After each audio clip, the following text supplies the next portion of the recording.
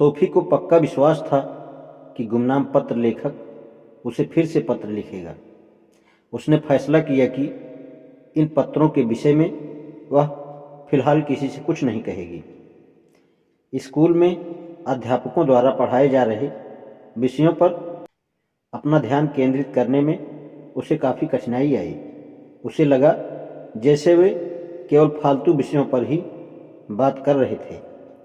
आखिर वह इस बारे में बात क्यों नहीं कर रहे थे कि मानव होना क्या है, या कि दुनिया क्या है और कैसे अस्तित्व में आई। उसने पहली बार यह महसूस करना शुरू किया कि स्कूल में ही नहीं बल्कि सभी अन्य जगहों पर भी लोगों का मन छोटी छोटी हल्की फुल्की चीज़ों की चर्चा करने में ही रमता है। बड़ी बड़ी भारी महत्वपूर्ण समस्याएं भी हैं जिनका समाधान किया जाना आवश्यक है। क्या किसी के पास इन प्रश्नों के उत्तर थे?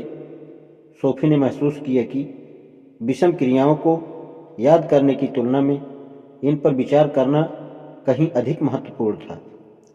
अंतिम क्लास के बाद जैसे ही घंटी बजी, वह स्कूल से इतनी तेजी से बाहर आई कि जोआना को उसके साथ साथ चलने के लिए दौड़ना पड़ा। थोड़ी देर बाद जोआना ने पूछा, क्या आज शाम तुम ताश खेलना पसंद करोगी? सोफी ने अपने कंधे उचका दिए। अब ताश के खेलों में मेरी कोई रुचि नहीं रही। जोआना को इस पर आश्चर्य हुआ। ठीक है, ताश में रुचि नहीं है तो चलो बैडमिंटन खेलते हैं। सोफी ने फुटपाथ टकटकी लगाकर देखा और ऊपर अपनी सहेली की ओर नज़र उठाई। नहीं, अब मुझे नहीं लगता कि मेरी बैडमिंटन में भी कोई रुचि है। मजाक मत करो। सोफी जोआना की वाणी में कड़वाहट का स्पर्श भांप गई। क्या तुम मुझे बताओगी कि वह क्या है जो अचानक इतना महत्वपूर्ण हो गया है? सोफी ने सिर्फ अपना सर हिला दिया। यह एक रहस्य है। कहीं तुमने किसी से प्यार तो नहीं किया? दोनों लड़कियां थोड़ी देर बिना कुछ कहे साथ साथ चलती रही। जब वे फुटबॉल मैदान के पास पहुंची तो जोआना ने कहा, मैं इस मैदान से होकर जाऊंगी। मैदान के पार। यह जोआना के लिए सबसे छोटा रास्ता था, किंतु वह इस रास्ते से तभी जाती थी जब किसी मेहमान के लिए उसे जल्दी घर पहुंचना हो या दांतों के डॉक्टर के साथ उसका अपॉइंटमेंट हो। सोफी को पछतावा हुआ कि उसने जोआना के साथ सही बर्ताव नहीं किया, लेकिन इसके सिवाय वह कह भी क्या सकती थी? यह कि वह अचानक इस खोज में डूब गई थी कि वह स्वयं कौन है और दुनिया कैसे बनी, और इसीलिए अब उसके पास बैडमिंटन खेलने के लिए समय नहीं था। क्या जोआना यह सब समझ सकती थी? सबसे मार्मिक, सजीव और जरूरी और एक अर्थ में सर्वाधिक स्वाभाविक प्रश्नों पर गंभीर होना इतना कठिन क्यों था? मेल बॉक्स खोलते समय उसने अपने हृदय को तेज तेज धड़कते पाया। पहले तो उसे बैंक का एक पत्र और अपनी माँ के लिए कई बड़े ब्राउन लिफाफे दिखे। धत तेरी की! वह तो उत्सुकता से प्रतीक्षा कर रही थी कि अज्ञात पत्र भेजने वाले से उसे एक पत्र और मिलेगा। जैसे ही उसने गेट बंद किया तो बड़े लिफाफों में से एक पर उसे अपना नाम दिखा। जैसे ही इसे पलटा तो पीछे लिखा देखा, दर्शन शास्त्र का कोर्स ध्यान से संभालें। सोफी बजरी से पीछे रास्ते पर दौड़ती गई और अपना स्कूल बैग पैड़ियों पर ही फेंक दिया। दूसरे पत्रों को पायदान के नीचे सरकाकर वह दौड़ती हुई बाग में पीछे जाकर अपने गुप्त स्थान की शरण लेने चली गई। इतना बड़ा पत्र खोलने के लिए यही एकमात्र ठीक जगह थी। शेरकन उसके पीछे पीछे दौड़ती चली आई, किंतु अब तक सोफी इसके इस व्यवहार की आदी हो चुकी थी। वह निश्चिंत थी कि बिल्ली कभी भी उसका रहस्य किसी को भी नहीं बता पाएगी। लिफाफे के अंदर टाइप किए हुए 3 पृष्ठ थे, जिन्हें एक क्लिप से जोड़ा गया था। सोफी ने पढ़ना शुरू किया।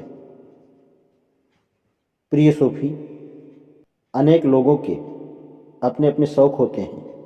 कुछ लोग पुराने सिक्के या विदेशी डाक टिकट इकट्ठा करते हैं, तो कुछ सुई से कसीदाकारी करते हैं, और कुछ ऐसे हैं जो अपना खाली समय किसी खास खेल में लगाते हैं। बहुत से लोग पढ़ने का आनंद लेते हैं, किंतु पढ़ने की रुचियों में अनेक भिन्नताएं हैं।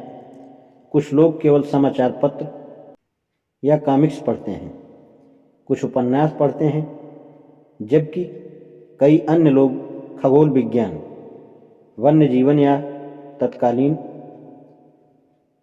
तकनीकी आविष्कारों के बारे में पुस्तकें पसंद करते हैं। यदि मेरी रुचि घोड़ों या बहुमूल्य पत्थरों में है, तो मैं यह अपेक्षा नहीं कर सकता कि दूसरे लोग भी इन रुचियों के प्रति मेरी ही तरह उत्साहित होंगे। यदि मैं टीवी पर खेलों के सारे कार्यक्रमों को बड़ी प्रसन्नता से देखता हूँ, तो मुझे यह सच्चाई भी स्वीकार कर लेनी चाहिए कि कुछ लोगों के लिए यह बोरियत भरे भी होंगे। क्या कुछ ऐसा नहीं है जिसमें हम सबकी रुचि हो? क्या ऐसा कुछ भी नहीं है जिससे हर किसी का सरोकार हो? इससे कोई फर्क नहीं पड़ता कि वे कौन लोग हैं और दुनिया में कहाँ रहते हैं। हाँ प्रिय सोफी, कुछ ऐसे प्रश्न हैं जिनमें निश्चय ही प्रत्येक की रुचि होनी चाहिए। निश्चित रूप से उन्हीं प्रश्नों के बारे में यह कोर्स है। जीवन में सबसे महत्वपूर्ण क्या है? यदि हम यह प्रश्न किसी ऐसे व्यक्ति से पूछें जो भूखमरी का शिकार हो, तो उत्तर होगा भोजन। यदि यही प्रश्न किसी ठंड से मरने वाले व्यक्ति से किया जाए, तो उत्तर होगा गर्माहट। यदि हम यही प्रश्न किसी ऐसे आदमी से करें जो अकेला, अलग अलग, नितांत एकांकी है, तो संभवतः उत्तर होगा लोगों की संगत और उनका साथ। किंतु ऐसी आधारभूत ज़रूरतें पूरी हो जाने के बाद भी क्या कुछ और भी है जिसे सब पाना चाहें, जिसकी सबको ज़रूरत है? दार्शनिक सोचते हैं कि ऐसा उनका विश्वास है कि आदमी केवल रोटी से जिंदा नहीं रह सकता। ठीक है, भोजन सबको चाहिए और सभी को प्यार और देखभाल भी, किंतु कुछ और भी है इस सबसे अलग जिसकी हम सभी को ज़रूरत है, और वह है यह पता लगाना कि हम कौन हैं और यहाँ क्यों मौजूद हैं। हम यहाँ क्यों हैं? इस प्रश्न में रुचि लेना डाक टिकट इकट्ठे करने में रुचि लेने जैसे नहीं है। जो लोग ऐसे प्रश्न पूछते हैं वे सभी एक ऐसी चर्चा में भाग ले रहे हैं जो इस ग्रह पर उस समय से चली आ रही है जब से मनुष्य यहाँ रह रहा है। यह ब्रह्मांड, यह पृथ्वी और जीवन अस्तित्व में कैसे आए? यह प्रश्न इस प्रश्न से भी बड़ा और अधिक महत्वपूर्ण है कि पिछले ओलंपिक्स में सबसे ज़्यादा स्वर्ण पदक किसने जीते। दर्शन शास्त्र की ओर बढ़ने या पहुँचने का सबसे बढ़िया रास्ता है कुछ दार्शनिक प्रश्नों को पूछना। दुनिया कैसे बनी? जो घटित होता है, क्या उसके पीछे कोई इच्छा या अर्थ है? क्या मृत्यु के बाद जीवन है? हम इन प्रश्नों के उत्तर कैसे दे सकते हैं? और सबसे महत्वपूर्ण कि हमें अपना जीवन कैसे जीना चाहिए? लोग इन प्रश्नों को युगों युगों से पूछते आए हैं, दुनिया में ऐसी कोई संस्कृति नहीं जिसमें इन प्रश्नों को कभी न कभी न उठाया गया हो कि आदमी क्या है, दुनिया कहाँ से आई। पूछने के लिए मूल रूप से बहुत अधिक प्रश्न दार्शनिक नहीं हैं। सर्वाधिक महत्व के कुछ प्रश्न हम पहले ही पूछ चुके हैं, किंतु इतिहास हमें इनमें से प्रत्येक प्रश्न के अलग अलग ढंग से भिन्न भिन्न उत्तर प्रदान करता है। अतः उत्तर ढूंढने और पाने की अपेक्षा दार्शनिक प्रश्न को पूछना कहीं अधिक आसान है। आज भी हर व्यक्ति को इन्हीं प्रश्नों के लिए अपने निजी उत्तर खोजने हैं। क्या ईश्वर का अस्तित्व है? मृत्यु के बाद जीवन है? आप इन प्रश्नों के उत्तर विश्व ज्ञान कोश में देखकर नहीं पा सकते, और ना ही विश्व ज्ञान कोश हमें यह बतला सकता है कि हमें अपना जीवन कैसे जीना चाहिए। अपने जीवन दर्शन की रचना कर पाने में दार्शनिकों द्वारा सत्य की खोज किसी जासूसी कहानी जैसी है। कुछ लोग सोचते हैं कि एंडरसन हत्यारा था, कई अन्य सोचते हैं कि हत्यारा नील्सन या जेनसन था। पुलिस कभी कभी किसी वास्तविक जुर्म की पहेली को सुलझा लेती है, किंतु यह भी संभव है कि वह कभी इसकी जड़ तक पहुंच ही न पाए। यद्यपि कहीं न कहीं समाधान मौजूद होता है। इस तरह यद्यपि किसी प्रश्न का उत्तर देना कठिन हो, फिर भी उसका एक और केवल एक सही उत्तर हो सकता है। मृत्यु के बाद या तो किसी प्रकार का अस्तित्व है या नहीं है। युगों पुरानी अनेक पहेलियों को विज्ञान ने सुलझा दिया। एक समय था जब चांद का अंधेरा हिस्सा रहस्य में छिपा हुआ था। यह कोई उस तरह की समस्या नहीं थी जिसका समाधान चर्चा से निकल सके या उसे एक आदमी की कल्पना पर ही छोड़ दिया जाए। किंतु आज हमें सही सही मालूम है कि चांद का अंधेरा हिस्सा कैसे दिखता है, और अब कोई भी विश्वास नहीं कर सकता कि चांद में आदमी रहते हैं या यह कि चांद कच्चे पनीर का बना हुआ है। 2000 से अधिक वर्ष पूर्व एक यूनानी दार्शनिक हुआ था। उसका विश्वास था कि दर्शन शास्त्र का स्रोत मनुष्य की विस्मय करने की क्षमता में है। मनुष्य ने सोचा कि जीवित रहना ऐसा अद्भुत अनुभव है कि उससे दार्शनिक प्रश्न अपने आप उभरने लगते हैं। यह एक जादुई करिश्मा देखने की तरह है। हम समझ नहीं पाते कि यह कैसा होता है या किया जाता है, इसलिए हम पूछते हैं, कोई जादूगर तो सफ़ेद रेशमी रुमालों को जिंदा खरगोश में कैसे बदल देता है। इसलिए हम पूछते हैं, कोई जादूगर तो सफ़ेद रेशमी रुमालों को जिंदा खरगोश में कैसे बदल देता है। अनेक लोग दुनिया का अनुभव उसी अविश्वसनीयता से करते हैं जैसे तब करते थे जब एक जादूगर टोपी को खाली दिखाकर फिर उसी में से अचानक एक खरगोश निकालकर दिखला देता है। खरगोश के मामले में तो हम जानते हैं कि जादूगर ने हमारे साथ कोई चाल खेली है। हम जानना चाहते हैं कि आखिर उसने इसे किया कैसे, किंतु जब दुनिया की बात आती है तो मामला थोड़ा भिन्न होता है।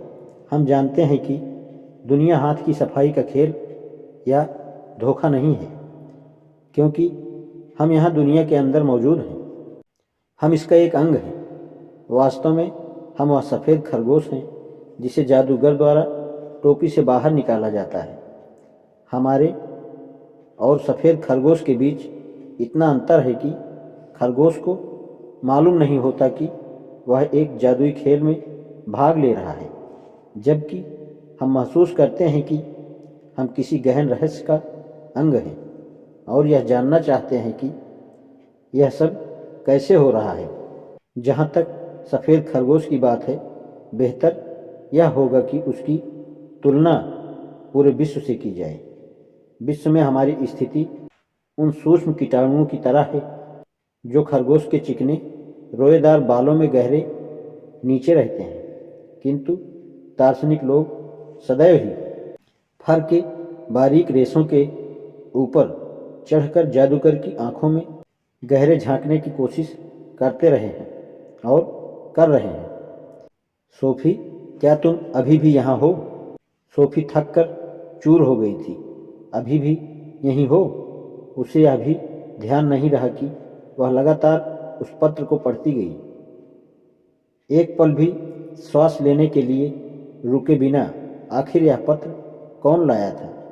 यह वह आदमी नहीं हो सकता जिसने हिल्डे मोलर नाइक के लिए जन्मदिन वाला कार्ड भेजा था, क्योंकि उस कार्ड पर डाक टिकट और डाक की मुहर दोनों थे।